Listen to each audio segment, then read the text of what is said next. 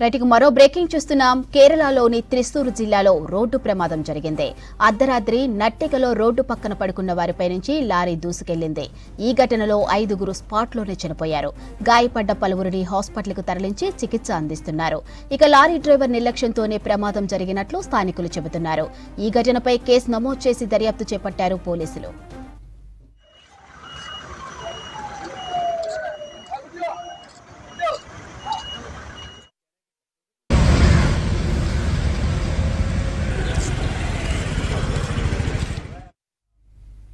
కేరళలోని త్రిశూర్ జిల్లాలో రోడ్డు ప్రమాదం జరిగింది.